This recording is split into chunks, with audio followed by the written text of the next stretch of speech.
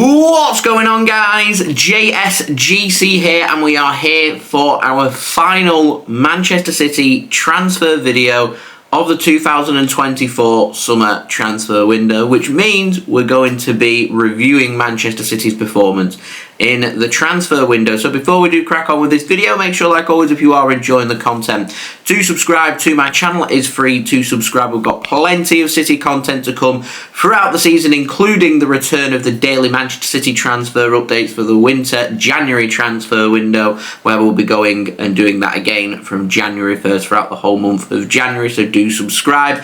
Social media links, they're in the description if you want to go and follow me on my Twitter, Instagram and TikTok. Email also in the description too if you want to hit me up for any sponsorships for any videos or any general business inquiries. Don't forget to leave a thumbs up. Do let me know your thoughts in the comments below, including scoring Manchester City's performance in the transfer window out of 10 for this summer. And finally, do go and check out today's video sponsor, which is brought to you by Sofascore, who are going to keep you guys up to date every single step of the way with all the latest football scores, along with the latest match information, match statistics, match analysis, and everything else involved in a football game. They'll also keep you up to date with all the latest scores and information from around the ground with all the sports that you guys love to follow, all in one place, all in one app. It is a free app to download, very highly rated, so do go and check it out. Links and details, they are in the description. Anyone that does check out Sofascore using my link in the description does help to support the future content created here on my channel. So we're firstly going to have a look at the outs. We're going to deal with the loan transfers first. So Calvin Phillips left Manchester City this summer to join Ipswich Town on a season-long loan with no option to buy. Not surprised that City didn't seal a permanent transfer for Calvin Phillips, considering his loan to West Ham back in January just didn't materialise. And I think the only way we would have secured a permanent transfer for Calvin Phillips was if Leeds United had got promoted, because they love Calvin Phillips, and I think that they may have been willing to have paid a fee to bring Calvin Phillips back, but it hasn't materialised. It hasn't happened. We'll see if Calvin Phillips is a success at Ipswich Town instead. Maximo Perrone also left Manchester City, joined Como on loan over in Italy, again with no option to buy, and I imagine that City will be assessing to see what he's like when he returns back to City as to whether there's going to be some first team opportunities there for Perrone or not. There was some rumours knocking around about there being a potential purchase option, but that wasn't included, which I think was a good idea. Now Keiki, he also left Manchester City on a season-long loan, again with no purchase option. He's headed out to the Netherlands and joined Sparta Rotterdam in a good loan spell, so hopefully Keiki can showcase that he's over his injuries and ready to really knuckle down and put in a really impressive loan spell at Sparta Rotterdam. We also saw Finley Burns head out on loan to Hull City on a season-long loan, again with no purchase option. A good move there to the Championship outfit. Did wonders for Liam Delap last season, so we'll see if the same can be said for Finley Burns. We also saw Mohamedou Sissoko head to Peterborough United on a season-long loan. Picked up an injury after making his debut, which is incredibly unfortunate, so he's currently at Manchester City once more whilst he's undergoing his treatment, and once he's back fully healed and fully recovered, it's believed that Man City will once more loan him back out to Peterborough in the January transfer window. So at the moment he has been recalled by Manchester City. We also saw Luke Mbete feature for City a little bit during pre-season. He's headed out to Northampton Town on loan for the season, so hopefully he can have a really good spell there with Northampton. We've also saw Kian Breckin head out to Crewe Alexandra on loan, so hopefully he can have a really good spell there with Crewe, which would be brilliant. Thomas Galvez has left to join Lask on a season-long loan as well. A good move there into the European continent. And finally, goalkeeper True Grant headed to Buxton on a season-long loan, so hopefully he can have a really good spell there. Now, moving on to the permanent transfers for Manchester City this summer, starting with the smallest of the transfers, and we'll work chronologically back up, starting with George Murray-Jones. He left Manchester City to join Nottingham Forest on transfer deadline day for a believed to be around £1.1 million with a 25% sell-on clause. We also saw Kane Taylor leave to go to Aston Villa for £750,000 with a 25% sell-on clause included on that deal. Alex Robertson had a good spell at Portsmouth last season on loan, has left Manchester City to join Cardiff City in the Championship for an initial £1 million with a 25% sell-on fee included on that deal. We also saw Lewis Fiorini join Stockport County for £300,000 with that deal potentially rising to as high as £1 million. We've also seen Ben Knight, the striker, leave Manchester City to join Real Murcia over in Spain. That was for free. A deal was agreed for no money to be exchanged, but a 20% sell-on clause was included on that. And we also saw City youngster Mika Hamilton leave to join Middlesbrough for a deal worth £2 million, with that deal potentially rising to as high as £5 million, with Manchester City having the rights to match a buyback clause to bring Mika Hamilton back to the club. So if any club puts in a bid in the future that Middlesbrough accept, then Manchester City will be given the option to match that bid and be given the option to bring him back to Manchester City. City also included a 25% sell-on clause on that Mika Hamilton deal. Moving on to maybe some more first-team players or the bigger deals involving Manchester City. In the summer transfer window, we saw Sergio Gomez leave to join Real Sociedad for around €10 million, with City including a 30% sell-on clause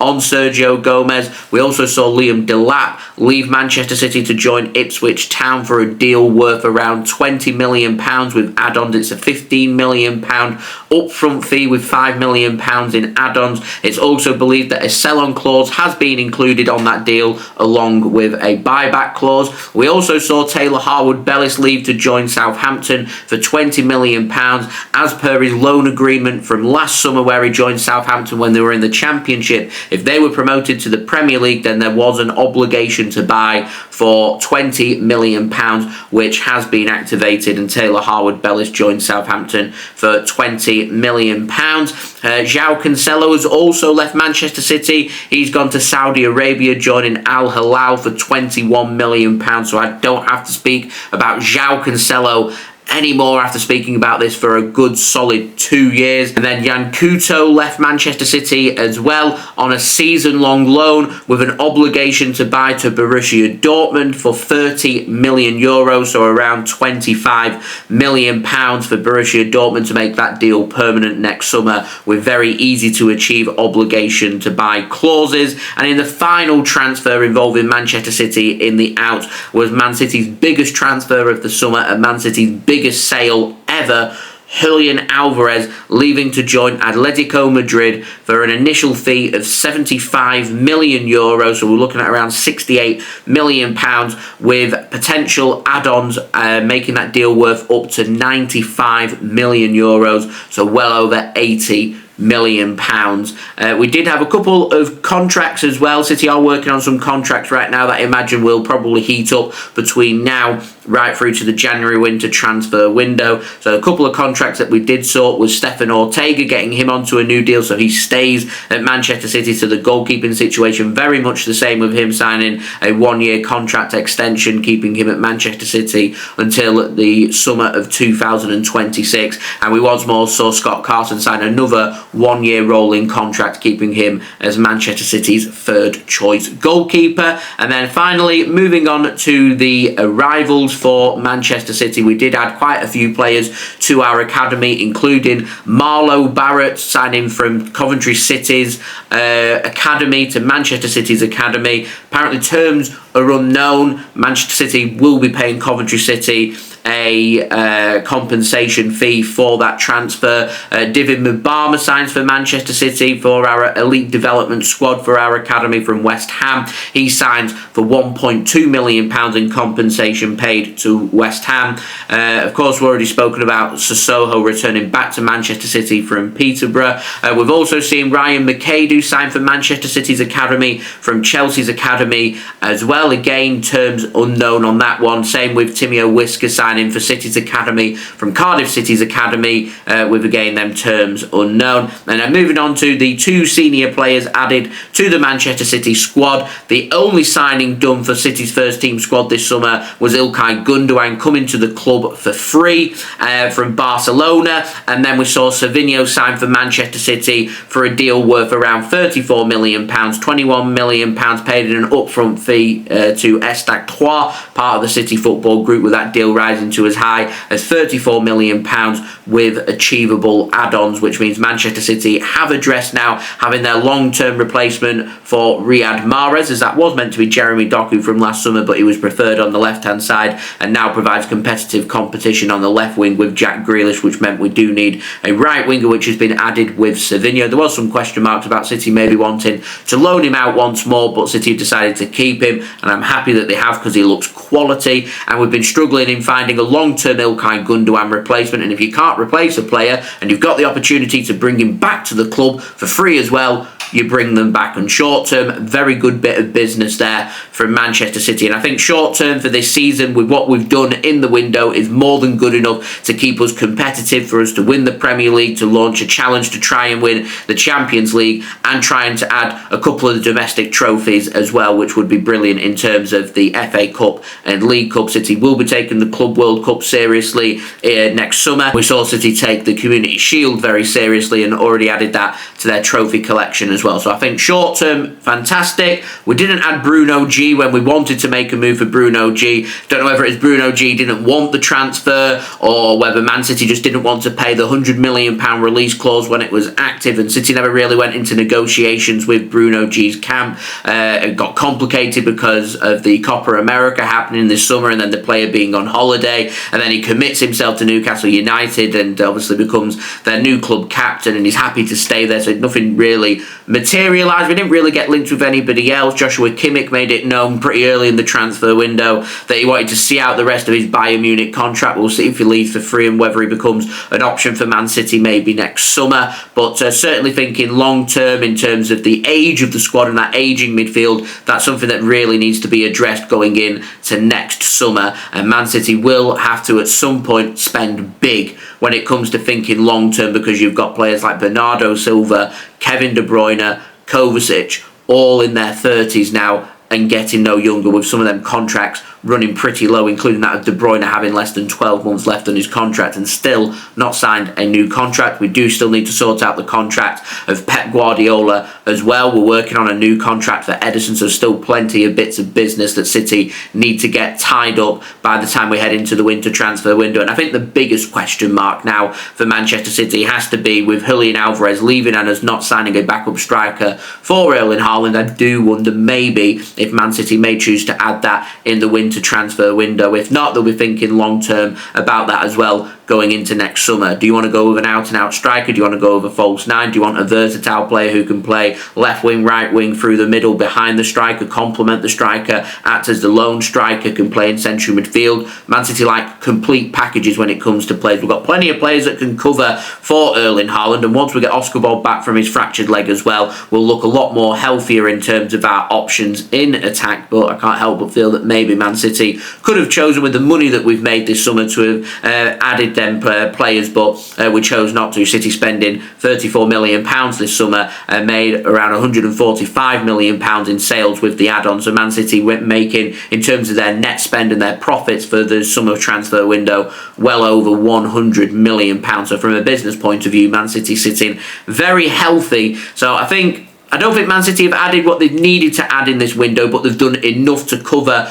for the season. So I'm not going to grade Manchester City a really low score, but I'm not going to give it a really high, like a 9 or a 10 out of 10 window, because I don't think it's been a 10 out of 10 window. I think it sits somewhere between a 6 and an 8. So I think I'm going to go in the middle and score Manchester City a 7 out of 10. Gundogan, brilliant player. Excited to see him back. I'm very excited about seeing Savinho as well. We've managed to secure the transfers that we've needed in terms of the out. It's been great to have got Calvin Phillips on a permanent transfer. We haven't managed to do so. We have managed to get rid of João Cancelo on a permanent transfer though, and we've also got rid of Julian Alvarez, and I don't think we've really replaced Julian Alvarez in particular in attack, so there is still them gaps there, and long term we've not chosen to bring that age of the squad down. We've signed a player who in Ilkay Gundogan, who's turning, 33, 34 years old.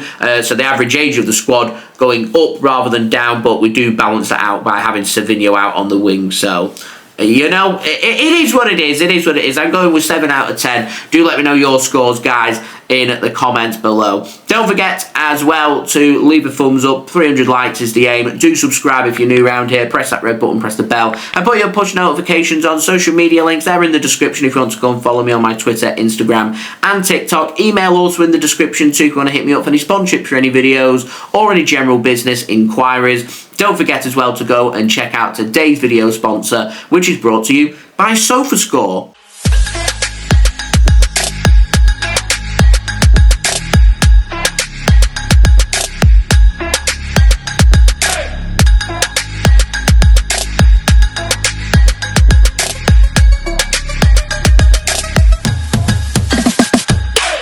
And that completes over 100 videos, daily transfer videos for you guys to enjoy this summer. I do hope you enjoyed the series. As I said, we'll be back in the winter transfer window with a daily series once more for you guys to enjoy. It's been my complete pleasure to cover and keep you guys up to date every single day with all the latest City transfer content. So I do hope you guys did enjoy, and I'll see you all again real soon for plenty more City content throughout the season. So I've been JSGC signing off, having a little break now through the international break before we get ready with more Premier League, Champions League and Carabao Cup action heading through September and into early October. So I'll see you for that. So I've been JSGC, going to take a well-earned rest and a nice little holiday for me to enjoy. So I'll see you soon. So I've been JSGC. Thank you everyone for watching. I hope everyone is safe and well. Peace.